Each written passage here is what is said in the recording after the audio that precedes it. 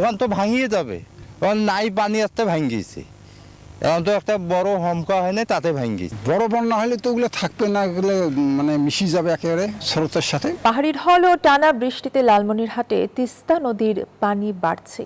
তিস্তার পানি বৃদ্ধির ফলে আটিতমারি এবং হাতীবান্ধার নিম্নাঞ্চল প্লাবিত হয়েছে।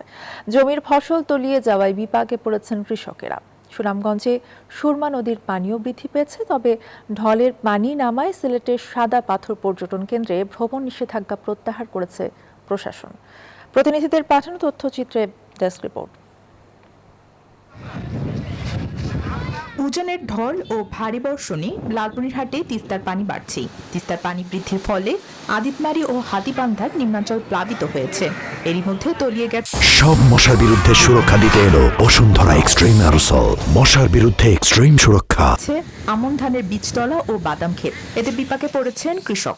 ছাগল নিয়ে বা কোথায় আমরা যাবো, এটা আমরা খুব চিন্তিত আছি। শাক করা কষ্ট, খাওয়া দাওয়া কষ্ট, গরু বাছুর নিয়ে কষ্ট হয় আমাদের। একই চিত্র কুড়িগ্রামেও। ব্রহ্মপুত্র, দুধকুমার সহ বিভিন্ন নদ নদীর পানি বৃদ্ধির ফলে রাজারহাট উপজেলার চরাঞ্চল প্লাবিত হয়েছে।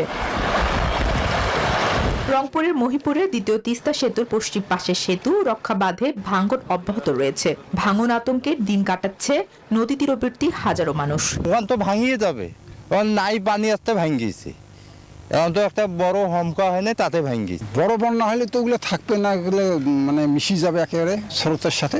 এদিকে টানা বৃষ্টি ও পাহাড়ি ঢলে সুনামগঞ্জ নদ নদীর পানি বাড়ছে।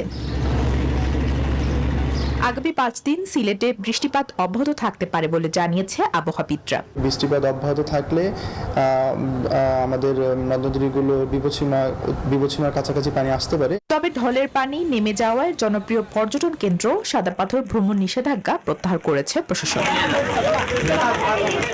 Desk report, news 24।